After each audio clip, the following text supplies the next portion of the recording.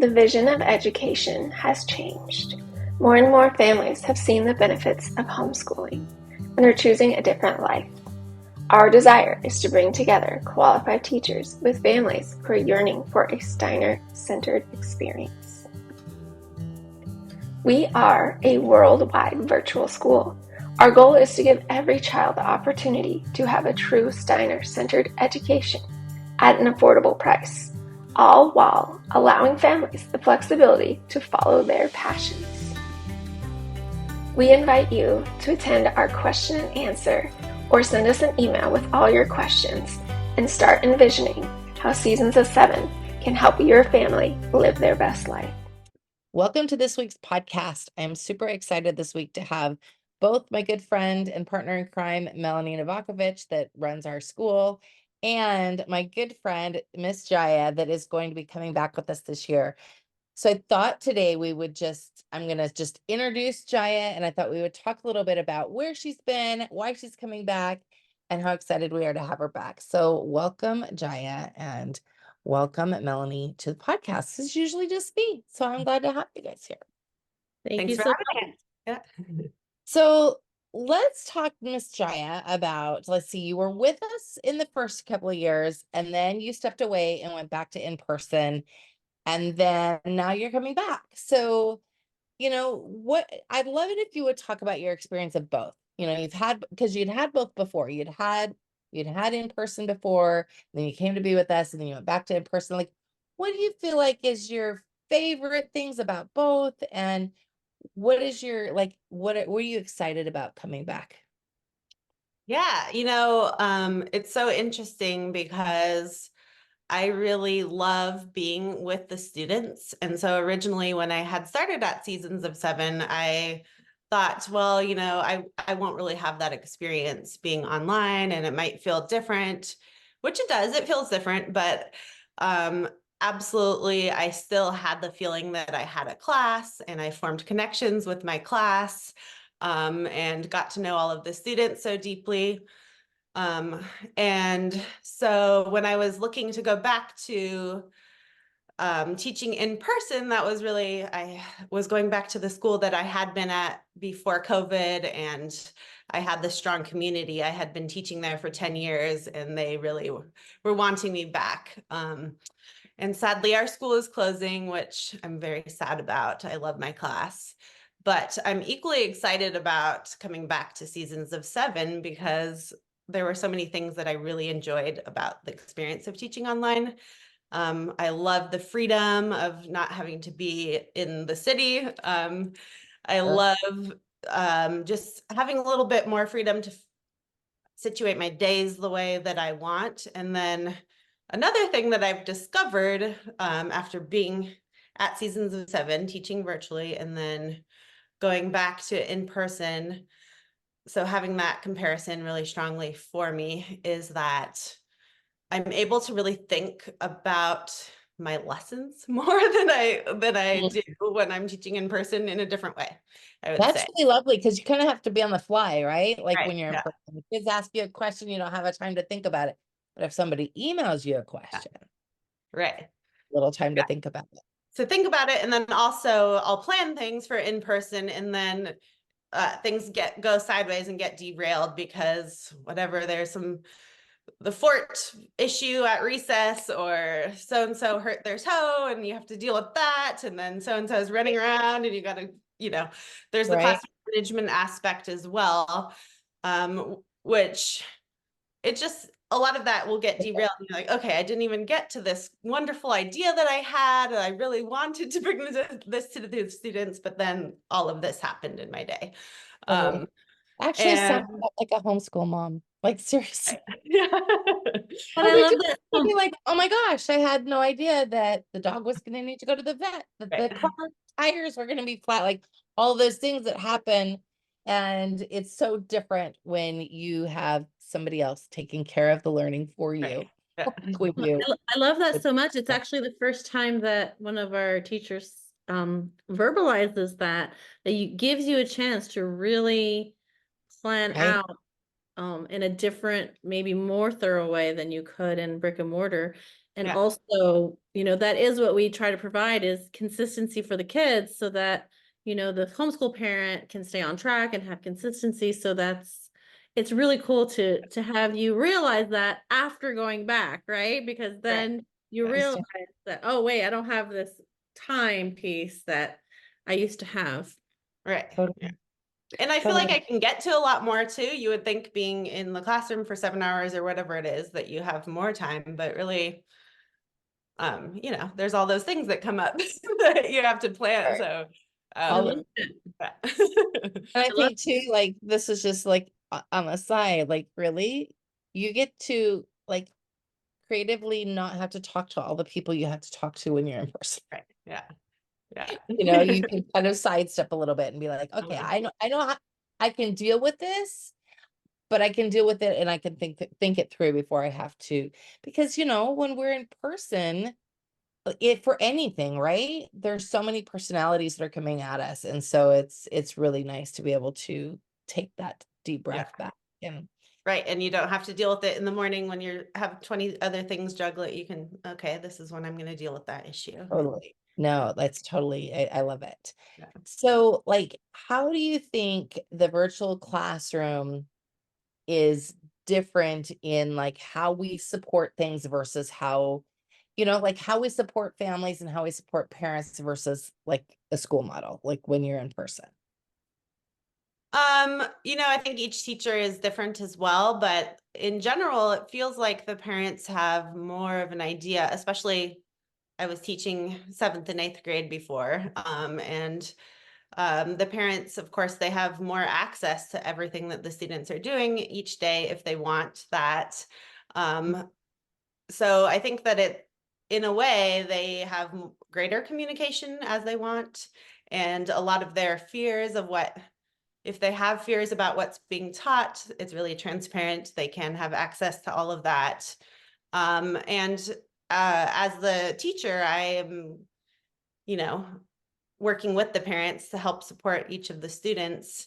So I think that I ended up having more discussions with parents about their curriculum and how their students are doing academically, and not as many discussions about whatever dramas come up in middle school. So, I mean, I still have meetings about, okay, this is what your students are going through and all of that. So they have that idea in that sense, but it's less about the interpersonal and more about the content of what I'm bringing. Because here at Seasons of 7, we offer weekly parent office hours for them to come and talk to you. How often does that happen in a brick and mortar setting? 3 times a year is what I traditionally did. Mm-hmm. Yeah. Wow, that's a big difference. Yeah.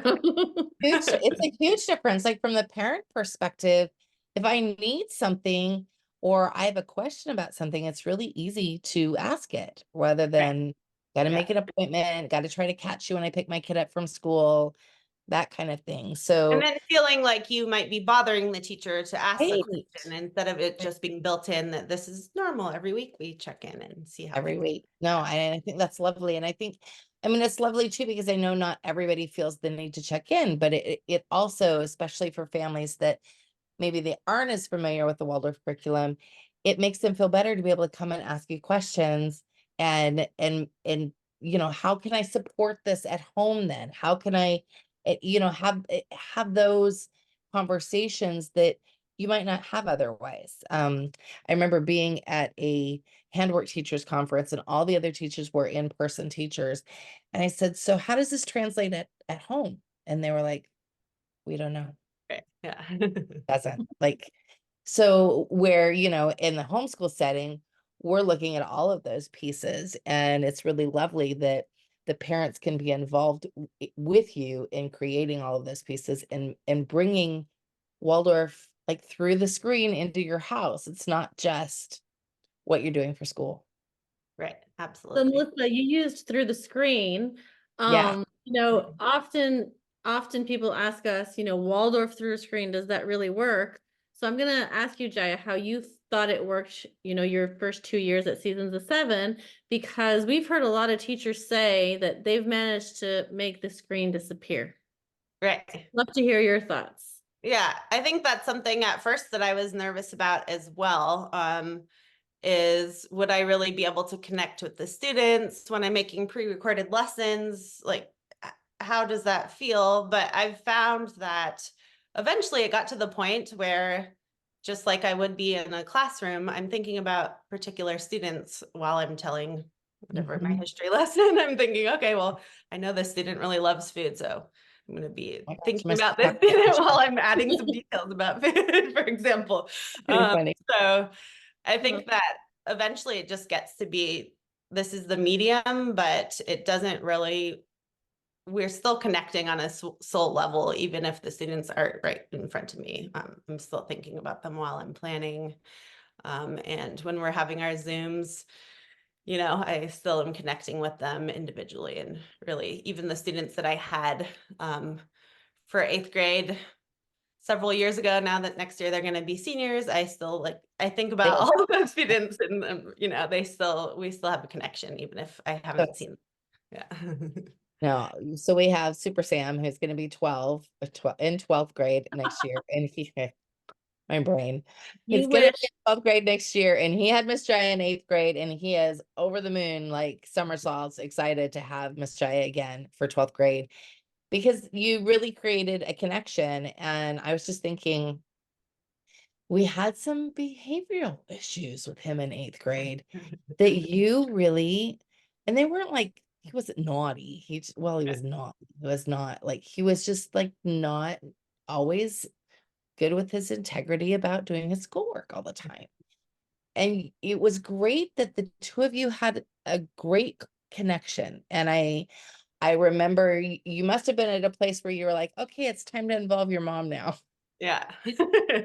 But you guys had already been working on it. And then by the time I came in there, it was more of a conversation of, okay, well, how do we get you, where you need to be, rather than, oh, you were so naughty kind of thing. Right. It was more of a conversation of like, how do we support you and get you where you need to be? And I think that's what's so lovely about Waldorf in general, but definitely about this model, is that we're inviting the parent in, but we're also, sharing these relationships with the kids in a very healthy way, and in a way that really allows for, fostering of their own growth, especially as they're getting older, Yeah. especially as they're getting older. Yeah. And for the adolescent students, they're at this place where you're trying to build those capacities for them to become adults and give them more freedom.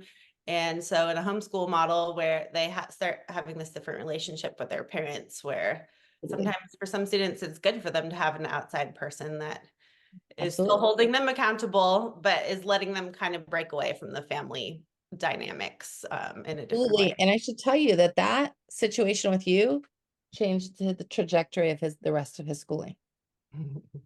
We've not had that issue, Yeah. because he learned. Yeah. And he learned because he had a good mentor. And I think that's really a beautiful space. And I'm really excited for you to come back and be with our students again. So tell me, you're doing class 12 and class 8, right? Yeah. Or like the third time's a charm. Yeah. How many times can you do class 8? Well, no, I had taught twice at Seasons of 7. So this will be my 3rd time. And then I've taught 8th grade also twice in person. So Very cool. So lots of this 8th grade experience. lots of 8th grade. So you know this energy, these Right, kids, yeah. these middle schoolers really well. Yeah. Really well. Yes, and then 10th grade as well, some 10th grade lessons. So Very excited. good. I haven't taught high school yet, but I'm excited for it. I love the curriculum, and when I first started teaching, I also had a little bit of trepidation about working with the older kids. It's like, well, I don't know, like it sounds kind of hard. They're a little bit scary, but I've really grown to love the age, and just being able to build those different connections with them one-on-one, and really helping each individual become the best version of themselves, which they're starting to become. Really, their individuality is blossoming at that age. So, and I have found online that I'm able to help support them, finding time and being available for them.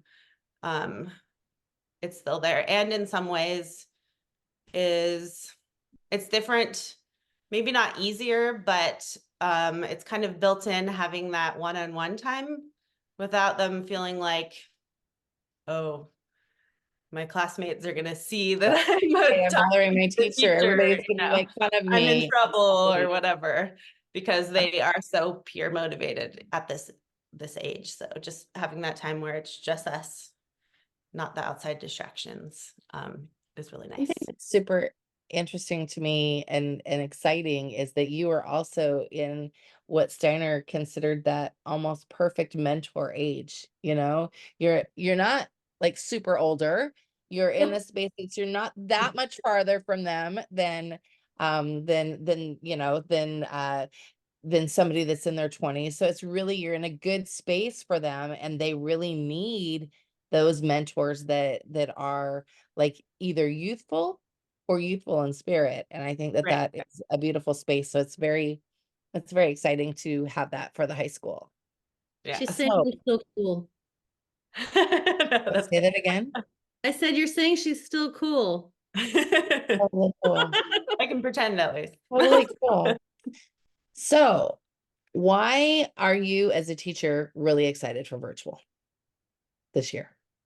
Kind of all of the reasons we already spoke about, being able to focus on the lessons, having a little bit more freedom to travel around a little bit. I'm kind of at this point in my life and my trajectory where I don't exactly know where I want to be next year. So this gives me the opportunity to have the space to figure that out without feeling like I'm committing to another class for 8 years and then I'm there with them and in one place.